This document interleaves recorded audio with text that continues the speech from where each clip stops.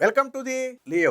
MLC Anantha Babu అనగానే మనందరికీ గుర్తొచ్చేది అతని వద్ద డ్రైవర్గా పనిచేసినటువంటి దళిత ఆ యువకుడైనటువంటి సుబ్రహ్మణ్యాన్ని అత్యంత దారుణంగా చంపి డోర్ డెలివరీ చేసిన ఘటన మనందరికీ గుర్తొస్తుంది. అయితే వైసీపీ హయాంలో అనంతబాబు తానంతట తాను లొంగిపోయాడు కానీ మిగతా నిందితులు ఎవరనేది వైసీపీ అధికారంలో ఉండగా తేల్చలేదు. పైగా అనంతబాబు వీలైనంత త్వరగా బెయిల్ మీద బయటికి రావడానికి కూడా అప్పుడు వైసీపీ ప్రభుత్వం సహకరించింది. అంటే ఒక దళిత యువకుడిని చంపి డోర్ డెలివరీ చేసిన వ్యక్తికి వైసీపీ సహకరించింది. చివరికి ఏదో సస్పెండ్ చేసామని ఓపెన్గా ఏదో ఒక లెటర్ ఇచ్చినప్పటికీ వైసీపీ ఎన్నికల సమయంలో అదే అనంతబాబుని, అలాగే మొన్న అసెంబ్లీ సమావేశాలప్పుడు కూడా అదే అనంతబాబుని జగన్మోహన్ రెడ్డి కూడా పెట్టుకుని తిరిగాడు.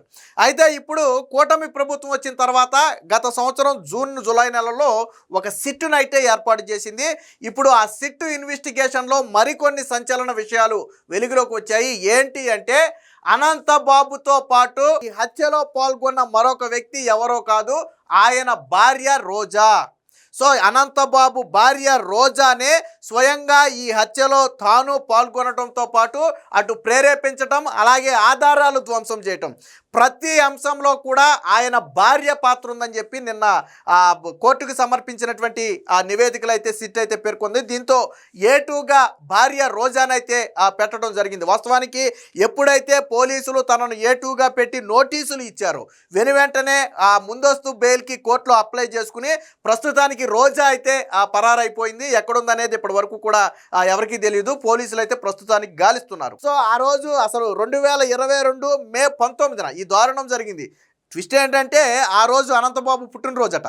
పుట్టినరోజు నాడే సుబ్రహ్మణ్యాన్ని చంపేశారు. సో ఎందుకు చంపారు అనే పూర్తి వివరాలు ఇప్పటి వరకు తెలియదు. కానీ పోలీసుల కథనం ప్రకారం గతంలో పనిచేసే సమయంలో ఒక 50,000 రూపాయలు అప్పు తీసుకున్నాడు డ్రైవర్గా. బట్ ఆ తర్వాత ఒక 3 నెలలకు తాను డ్రైవర్ నుంచి తప్పుకున్నాడు. ఏం జరిగింది అనేది మనకు తెలియదు. బట్ 50,000లో ఒక 30,000 అయితే అప్పటికే కట్టేసి ఉన్నాడు. ఇంకొక 20,000 మాత్రమే సుబ్రహ్మణ్యం చెల్లించాల్సి ఉంది. ఆ 20,000 కోసం పలుమార్లు ఫోన్ చేసి బెదిరించారని స్వయంగా సుబ్రహ్మణ్యం తండ్రి కూడా చెప్పడం జరిగింది. అలాగే మర్డర్ చేయడానికి ముందు రోజు కూడా సుబ్రహ్మణ్యం ఇంటికి తన తండ్రికి ఫోన్ చేసి సుబ్రహ్మణ్యం ఎక్కడికి వెళ్ళాడు ఏంటి అని చెప్పి ఆరా కూడా తీశారు. సో ఇవన్నీ కూడా సిట్టు తన నివేదికలో పేర్కొంది. ఇక అత్యంత కీలకమైనది సీసీటీవీ ఫుటేజీ. సో సీసీటీవీ ఫుటేజ్లో వీళ్ళ కారు వెళ్ళటం, అలాగే దాదాపు గంటన్నర తర్వాత చీకటి ప్రదేశం నుంచి వెనక్కి రావటం, ఆ తర్వాత హత్య చేసిన తర్వాత వీళ్ళిద్దరూ బట్టలు మార్చుకుని తర్వాత మళ్ళీ బయటికి రావటం, అలాగే ఇవన్నీ కూడా బయటపడ్డాయి. ట్విస్ట్ ఏంటంటే ఆ హత్య చేసే రోజు ఒక బలమైన కర్ర లాంటి ఆయుధాన్ని ఇవ్వాలని చెప్పి వాళ్ళు ఉంటున్నటువంటి అపార్ట్మెంట్ వాచ్మెన్ కూతురుని అడిగారంట. అంటే వాచ్మెన్ లేడేమో, వాచ్మెన్ కూతురు అర్ధరాత్రి 10:30-11 గంటల సమయంలో ఏదైనా కర్ర లాంటి ఒక బలమైన రాడ్ కానీ కర్ర కానీ ఉందా అని అడిగితే ఆవిడ లేదని చెప్పిందంట వాచ్మెన్ కూతురు. అంటే మర్డర్ కోసమే వీళ్ళు ఇది అడిగారు అనేది స్పష్టం. రెండోది, అనంతబాబు భార్య గతంలో పోలీసులకు ఇచ్చినటువంటి వాంగ్మూలంలో ఈ హత్య జరిగినప్పుడు నేను లేను, బంధువుల ఇంటికి వెళ్ళానని చెప్పింది. సో ఆవిడ ఎక్కడికి వెళ్ళానని చెప్పిందో ఆ ఏరియాలోని సీసీటీవీ ఫుటేజ్లన్నీ పోలీసులు పరిశీలిస్తే ఎక్కడా కూడా సీసీటీవీలో కనపడలా. బస్ స్టాండ్లో కావచ్చు లేదా ఆ ఏరియాలో కావచ్చు ఎక్కడ కనపడలా. మరి ఎక్కడ కనపడిందయ్యా అంటే మర్డర్ జరిగిన ప్రాంతంలోని సీసీటీవీ ఫుటేజుల్లో ఆయన భార్య కూడా కనపడింది. సో అప్పుడు పోలీసులు నిర్ధారణకైతే వచ్చారు, భార్య పాత్ర కూడా ఉందని చెప్పి. అంటే ఎంత దారుణమో చూడండి. సో మరి వైసీపీ హయాంలో తీయాల్సినటువంటి ఆధారాలన్నీ ఇప్పుడు కూటమి ప్రభుత్వం వచ్చాక న్యాయం చేస్తుంది. అంటే ఒక దళిత యువకుడిని చంపి డోర్ డెలివరీ చేస్తే ఆ కుటుంబానికి న్యాయం చేయకుండా ఆ నాయకుడికి, చంపిన వ్యక్తికి అండగా నిలబడినటువంటి చరిత్ర ఆ జగన్మోహన్ రెడ్డికి చెందుతుంది. దీనికి సంబంధించిన వార్త కూడా ఒకటి వచ్చింది, ఒకసారి చూద్దాం. దళిత యువకుడు సుబ్రహ్మణ్యం హత్య కేసులో వైకాపా ఎమ్మెల్సీ అనంతబాబు భార్య పాత్ర. భర్తతో పాటు ఆమె ప్రత్యక్షంగా పాల్గొన్నారు, హత్యకు ప్రేరేపించారు.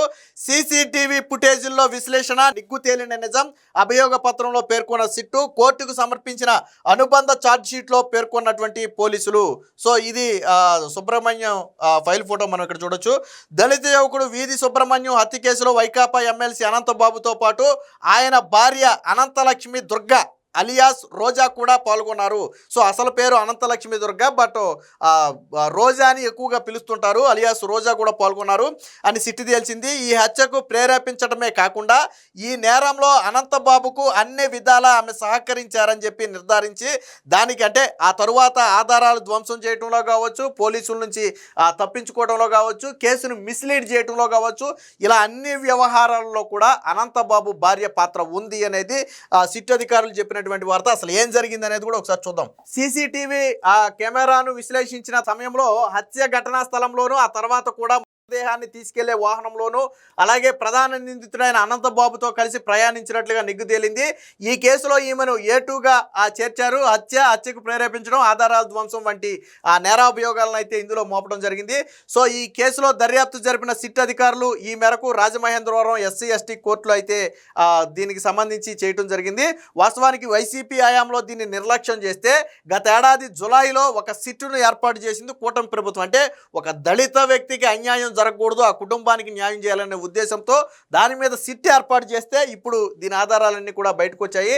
సో సిట్ దర్యాప్తులో భాగంగా సీసీటీవీ ఫుటేజ్లు, కాల్ రికార్డులు, సాక్షుల వాంగ్మూలాలు, ఇతర సాంకేతిక ఆధారాలు, ఫోరెన్సిక్ విశ్లేషణలు చేయించడంతో అసలు విషయాలు అయితే వెలుగులోకి వచ్చింది. విచిత్రం ఏంటంటే అనంతబాబు జన్మదినం రోజునే ఆయన్ని చంపడానికి కుట్ర పన్నారు. 2022 మే 19 రాత్రి 7:30 గంటల సమయంలో సుబ్రహ్మణ్యం అతని స్నేహితుడు కలిసి వారు నివసించే రంబగీచ అపార్ట్మెంట్ నుంచి బయటకు వెళ్లారు. అదే రోజు 8:09 సమయంలో అనంతబాబు సుబ్రహ్మణ్యం తండ్రికి ఫోన్ చేసి అతడి గురించి ఆరా తీశాడు. తనకు చెల్లించాల్సిన 20,000 ఇవ్వకపోతే కాళ్ళు చేతులు నరికేస్తానని కూడా బెదిరించాడు. అంటే ఆ రోజు సుబ్రహ్మణ్యం బయటికి వెళ్ళాడని అనంతబాబు తెలుసుకున్నాడు. బేసిక్గా తండ్రికి ఫోన్ చేస్తే ఏమంటాడు, మా అబ్బాయి లేడయ్యా బయటికి వెళ్ళాడని చెప్తాడు. సో అదే ఆ రోజు తెలుసుకున్నాడు. 22 మే 19 అనంతబాబు జన్మదినం కావడంతో అతని నివాసమైన శ్రీరామ్ నగర్లోని శంకర టవర్ అపార్ట్మెంట్లో తన భార్య లక్ష్మీ దుర్గతో కలిసి ఘనంగా వేడుకలు నిర్వహించుకున్నారు. ఆ రోజు రాత్రి 10:15 నుంచి 10:30 మధ్యలో శంకర టవర్స్ పక్కనే ఉన్న నవభారత్ పబ్లిక్ స్కూల్ వద్ద సుబ్రహ్మణ్యం స్నేహితులతో కలిసి మద్యం తాగుతుండటంతో అనంతబాబు అక్కడికి వెళ్ళి అతడిని తన ఏపీ 39B0456 నెంబర్ I-20 వాహనంలో ఎక్కించుకుని తీసుకెళ్లిపోయారు. ఆ తర్వాత కొన్ని గంటల్లోనే అతడు మృతదేహమై కనిపించాడు. అది అందరికీ తెలిసిందే. సో వాచ్మెన్ కుమార్తెను కర్ర అడిగారు.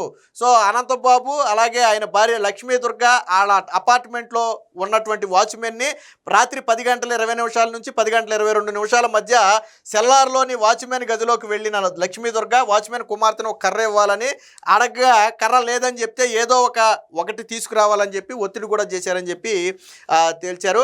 సో హత్య గురించి తనకు తెలియదని ఆ సమయంలో తాను ఆసుపత్రిలో బంధువులను పరామర్శించడానికి వెళ్ళానని అనంతబాబు భార్య గతంలో పోలీసులకు వాంగ్మూలం ఇచ్చారు. అయితే ఆమె చెప్పిన ఆసుపత్రిలో ఆ సమయంలో ఆమె లేరని సీసీటీవీ ఫుటేజ్లో తేలింది. అదే సమయంలో హత్య జరిగిన ఘటనా స్థలంలో ఆమె ఉన్నట్లు సీసీటీవీ ఫుటేజ్లో గుర్తించారు.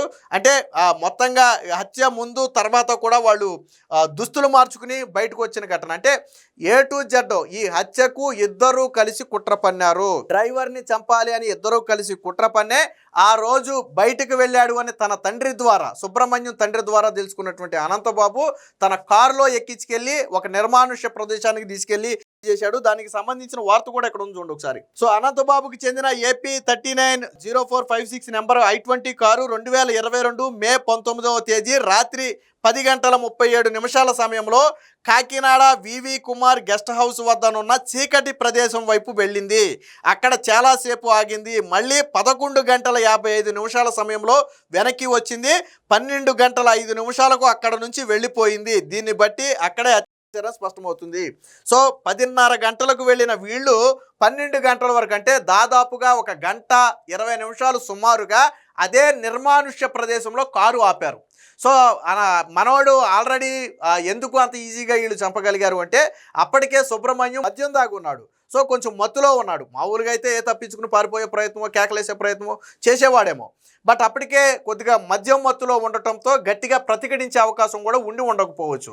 దాంతో దాదాపుగా 1:20 పాటు కారు ఆపి 11:55 వెనక్కి వచ్చి 12:05 అక్కడి నుంచి వెళ్ళిపోయింది. అంటే సుబ్రహ్మణ్యాన్ని అక్కడే చంపి అక్కడే కారులో వేసుకుని తరువాత తీసుకువెళ్ళి సుబ్రహ్మణ్యం ఇంటి ముందు ఆ శవాన్ని వదిలేశారు. సో అంటే డోర్ డెలివరీ అన్నది అందుకనే చంపి డోర్ డెలివరీ అన్నది అంతే. అంటే ఎంత క్రూరంగా ప్రవర్తించారో చూడండి. ఎంత క్రూరాతి క్రూరమైనటువంటి హత్యను వైసీపీ దాచిపెట్టింది. వైసీపీ పూర్తి స్థాయిలో ఇన్వెస్టిగేషన్ చేయాలి. ఆ రోజు భార్య పాత్ర రాలా, సుబ్రహ్మణ్యానికి సంబంధించినటువంటి ఇతర ఆధారాలు ఏవి రాలా, అందుకని ఈజీగా బెయిల్ మీద బయటకు వచ్చి తిరుగుతున్నాడు. సో ఇప్పుడు కూటమి ప్రభుత్వం వచ్చిన తర్వాత ఆ సుబ్రహ్మణ్యం కుటుంబానికైతే న్యాయం చేసిందని చెప్పి చెప్పొచ్చు. ఏది ఏమైనా మొత్తంగా వైసీపీ హయాంలో దళితులకు న్యాయం జరగలేదు, జరగకూడదు అని ఆ రోజు జగన్మోహన్ రెడ్డి ఎంత బలంగా కోరుకున్నాడో ఈరోజు సుబ్రహ్మణ్యము అలాగే అనంతబాబు కేసును చూస్తేనే అర్థమవుతుంది. మొత్తంగా కూటమి ప్రభుత్వం దళిత పక్షాన మరొకసారి నిలబడ్డానని రుజువు చేసుకుంది. దళిత డ్రైవర్ సుబ్రహ్మణ్యానికి న్యాయం చేస్తామని గతంలో ప్రతిపక్షంలో ఉన్నప్పుడు చంద్రబాబు గారు హామీ ఇచ్చారు. సో ప్రచార సభల్లో కూడా ఆయన అనేక సందర్భాల్లో చెప్పారు. సో చెప్పిన మాటకు కట్టుబడి సిట్టిని ఏర్పాటు చేసి ఈరోజు ఇందులో ఎవరెవరి పాత్ర ఉందనేది వెలికి తీశారు. మొత్తంగా వైసీపీ దళిత ద్రోహి పార్టీ అనేది చెప్పడానికి ఇది ఒక ఉదాహరణ. Please subscribe to Leo news for more videos.